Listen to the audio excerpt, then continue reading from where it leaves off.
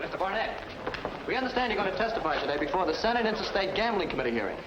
Who says they want to testify, boys? Come on, Mike, we know what you're down here for. What are you going to tell the Gambling Committee? Never to try to fill an inside straight. We hear you're going to blow the lid off things, Mike. I can't tell you anything now, boys. Later, up on the hill. Well, you are under subpoena, aren't you? Yeah, that much is on the record. Mike Barnett. Hi, news hawk. I wondered where you were. You just missed the fast no comment, Sam. You've got some time before the hearing, Mike. Let's catch some coffee. 2 coffees, please.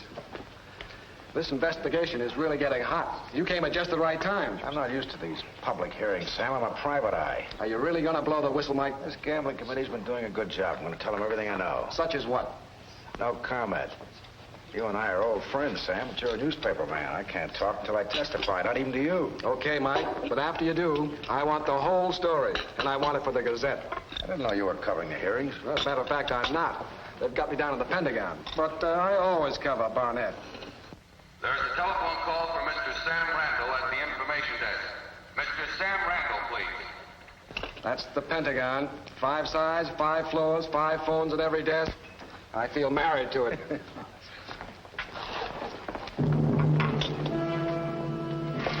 Sorry, this seat's taken. I got a seat for you, Barnett, on the next plane back to New York. I like it here, Buster. I just got in. The climate ain't healthy, Barnett. We're round-tripping you. Tell me about it. Listen, Barnett, the policy business never did nothing to you. Why don't you rise up and go home easy? What policy business? I came down here to see the cherry blossom. You're making your point the hard way. You're begging for a bruise. Look, Seamus, it's almost post time. Hey, Mike, gotta run. Big flap at the Pentagon. Hey, Sam! Can't wait. I'll try to pick you up for lunch. The plane leaves in 15 minutes. We're seeing you off. Stay on it.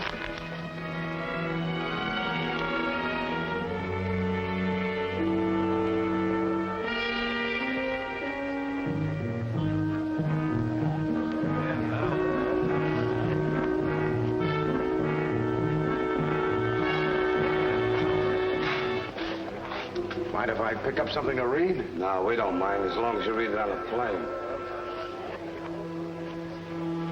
That's for you, Barnett.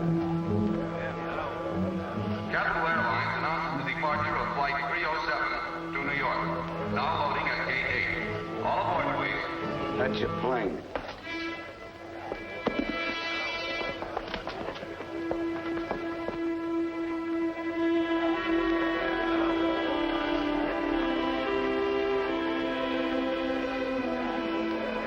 Pete!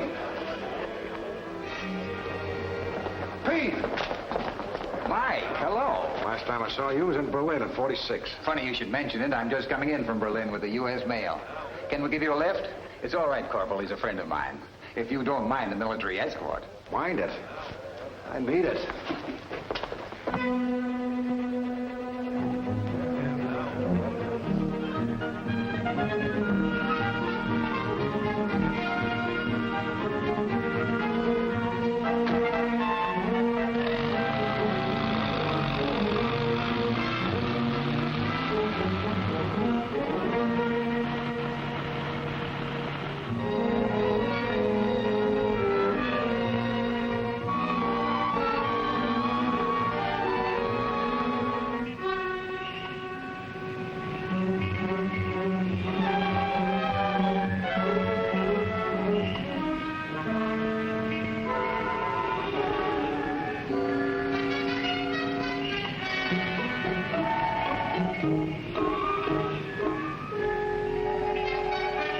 thanks, Pete. I'll give you a ring.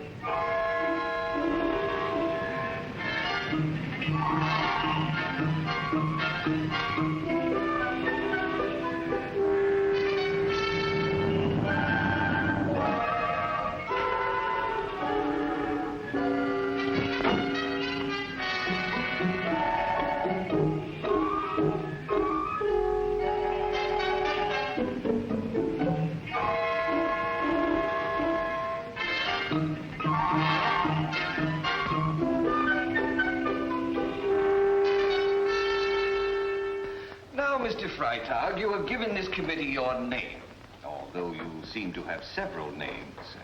And your occupation is retired. What exactly have you retired from? I refuse to answer on the grounds that it will criticize me. Isn't it true that you are employed by a resident of the District of Columbia, Mr. Oscar Burns, also known as Augie Burns? I refuse to answer on the grounds, like I said before. You realize that the continual flouting of the prerogatives of this committee and the rights of the American people can't go on like this? I refuse to answer on the ground that it will criticize me. For heaven's sake, Mr. Freitag, on what grounds? I refuse to answer on the grounds that it'll criticize me. Our boy's doing all right. We're safe with him, unless they got a law against being stupid. If he was smart, you wouldn't let him be there, would you, Augie? You realize that the continual flouting... Hey, boss, Please, I'm watching the television. I refuse to answer on the grounds that it will criticize me. Mr. Chairman, I'd like to ask that this witness be cited for contempt of the Senate. A certification will be made to the Attorney General's office. What's going to happen to him now? Is this serious? Not answering is better than answering wrong. That's perjury. And perjury's better than what any of you boys get if you give those guys any more than your middle name. Don't worry, boss. Nobody'll talk. Except maybe Mike Barnett. Yeah, well, I was trying to tell you about that. This I am interested to hear. You did meet him, didn't you? Yeah, only we were short-stopped. Who by? That reporter, Sam Randall. You mean he gets in your way? No, he leaves. Then we got him cold, see? Doc and I got him all set for the old rusheroo. Then what happens? The shamus gets an army escort. A what? Some fancy pants with a couple of soldier boys. You know what armed things, MPs. A friend of his. So Barnett grabs a ride. We tail him. Guess where he goes? The White House. Who told you? That's right. Yeah. Very smart man, Mr. Burnett. Isn't he, Mary? Very smart. Hey, look. Please raise your right hand. You solemnly swear that the testimony that you shall give this committee is the truth, the whole truth, and nothing but the truth, so help you God. I do. Please be seated. Mr. Barnett, will you tell this committee what you do for a living? Certainly, sir. I'm a private investigator licensed by the state of New York. A private investigator. In other words, your services are of a... Excuse me, Senator. Mr. Barnett, in the course of your work, you are obliged to cross state lines, are you not? Yes, sir. All of them from time to time, but mostly in the eastern seaboard. Well, in that general area, have you encountered any direct evidence of organized operations, say, of places where off-the-track horse betting occurs or illegal lotteries, that sort of thing? Senator, if this hearing were being conducted in any one of 17 cities I could name, if I were to throw $2 out that window over there, it'd be fielded by a bookie. And that bookie would be working for one of 2 or 3 men, big operators who control handbooks, slots, slot machines, and every type of backroom layout this side of the Mississippi River. Then you would say that there is concentrated here in the East large-scale illegal operations dominated and controlled by certain specific individuals. Oh, definitely. And you are prepared to name these men? Well, I would say that there's a tremendous operation here in the East, but in all fairness, I'd have to say that it isn't confined to just this area. I would have to testify on the basis of my own experience, but yes, Senator, I'm prepared to name names. Mr. Barnett, I'm terribly sorry for this distraction.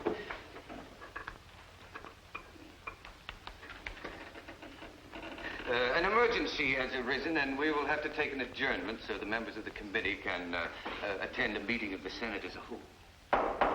This committee meeting is adjourned until 3:30 this afternoon.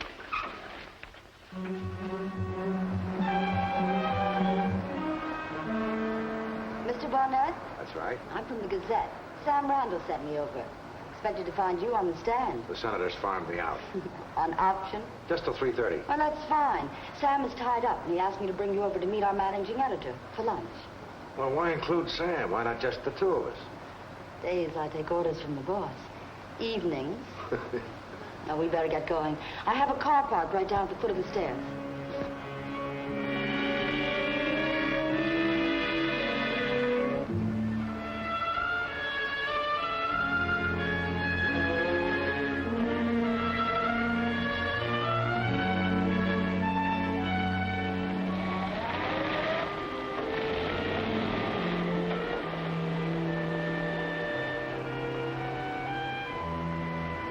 How long you been on the Gazette, Miss...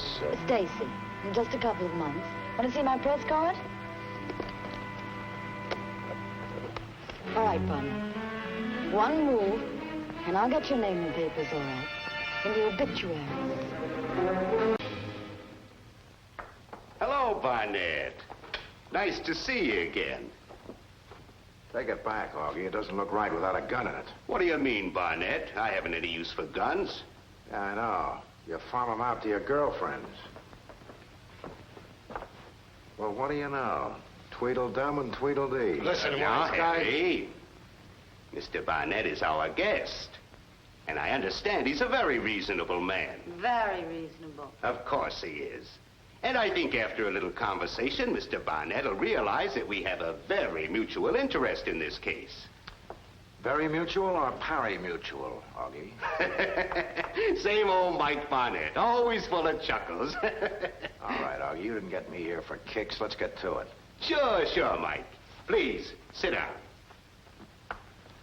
How about a drink? Scotch and soda? Oh, thanks. I'll take my conversation straight. Shoot. Excuse me. Go ahead. Okay. Now about the reception committee at the airport this morning. We are only testing. I wanted to find out how serious you are about testifying. I should have known. Should have known what? That I like to answer subpoenas? No. Should have known you don't scare easy. All right, let's get back to the subject. Well, when you first start testifying, I figure they got a break for lunch. So I send Mary here down because I have to talk to you as soon as possible. Did you also arrange for the recess? Oh, no. This is our break. Our number just comes up. But now we got plenty of time, Mike. Time for what, Augie? Time to talk about your afternoon testimony. What about it? How about forgetting it this afternoon? Why should I? Because it's worth $20,000 to you. Is that the current price for perjury? Oh, now, Mike, I'm not asking you to lie. We know you are under oath. But you'll be picking the subjects. Just don't pick policy, that's all. You mean if I'm going to walk out of here, the answer better be yes? There'll be no rough stuff either way. Only if you do say yes, you take 10 grand with you when you walk out. Is, hundreds okay, Mike?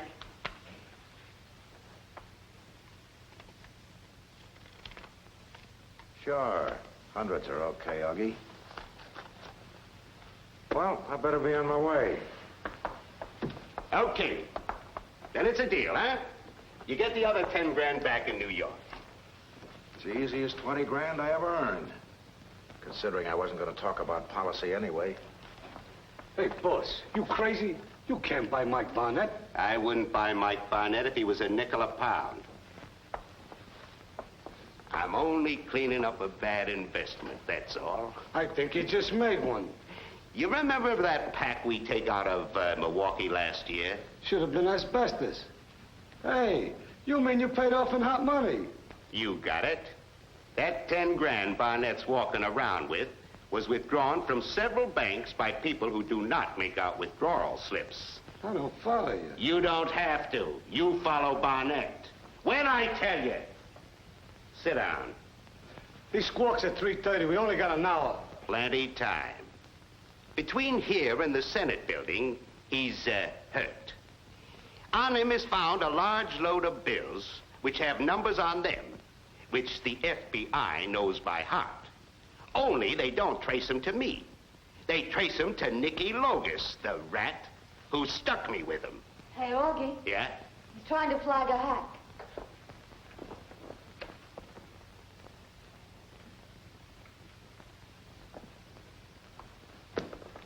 Federal trouble I don't like, Augie. And that guy is it. So we let him walk away. What are you waiting for? A storm? He gets hit by lightning. I said I'd tell you when. It'll happen. They find him with the funny money. They figure he gets it from funny people. They figure he's not an upstanding citizen, so they throw his testimony in the garbage. And they look toward the direction of the Locus organization. It should happen to them sooner. Well, he got into a cab. Senate wing of the Capitol, please. Sure thing, mister. I want it clean. No slip-ups. Like the Benedetti deal. You remember? Yeah, sure. Boys, remember what Augie said. Hit and run. No misses.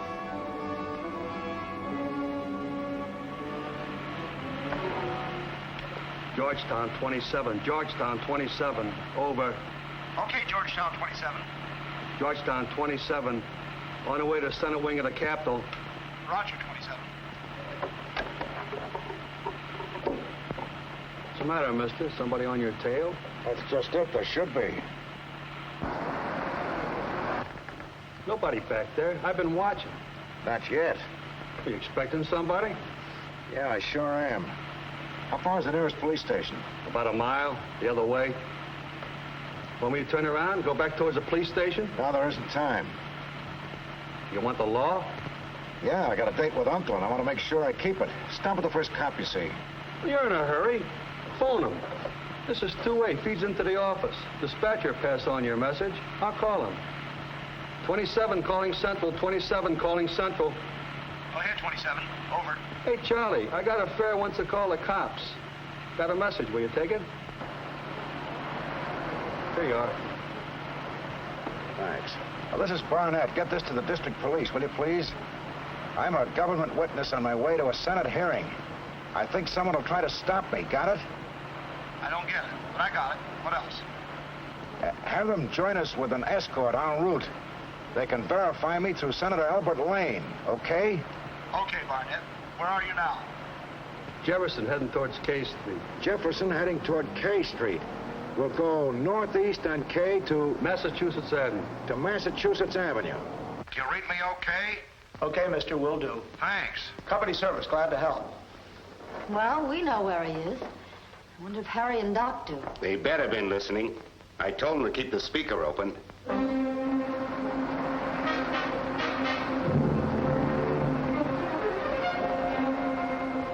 Northeast, huh? That's what he thinks. Georgetown 10. Georgetown 10 over Central. That's Harry.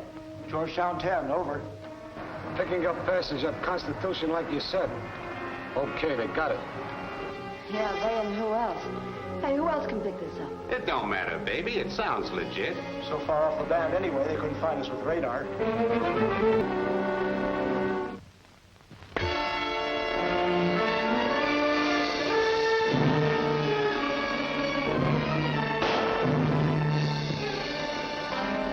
Georgetown 10.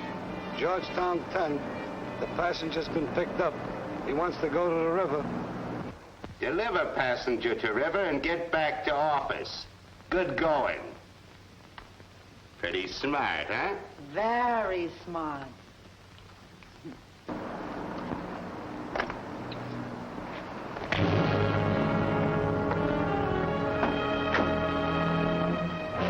Hey, Augie. Augie Burns. Why, the stupid clunk, he's using my name. Get on the horn, Augie. I got words for you. Hey, that's not Harry's voice. Who is this? That you, Augie? Do me a favor, will you? Phone the Senate committee and tell them I'll be a few minutes late. That Barnett? Who is this? Tell them I gotta stop first and tell the cops where they can pick up a few stooges for the biggest policy boss in the country. It is Barnett. Oh, and Augie, you live in D.C. How does a stranger get from Calvert Street to Massachusetts Avenue? You, Barnett, you turn left and go straight to... Smart man. Got it up there. Know what you got up there?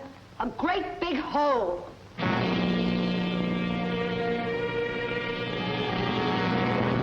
guess all the questions I wanted to ask are already on page 1. Last call for Mr. Michael Barnett. Please report to gate. Oh, that's me. I want to read this on the plane. Pay for it, will you? I began it this morning. Michael, you'll grow old, but you'll never grow old gracefully.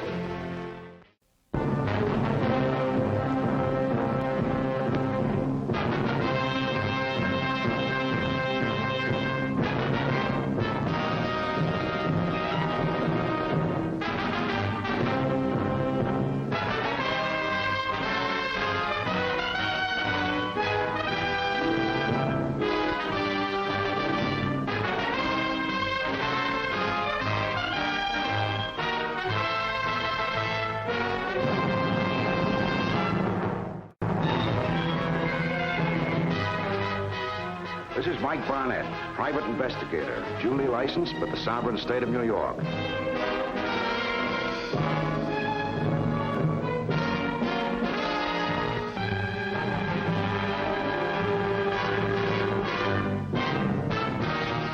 If you tune in on this same channel next week at the same time, you'll see another exciting case reenacted from my private files. Many of the situations have been fictionalized, but what you will witness will be portrayed substantially as it happened and acted on the spot where it happened. You'll witness what occurred in each case when I was assigned to follow that man.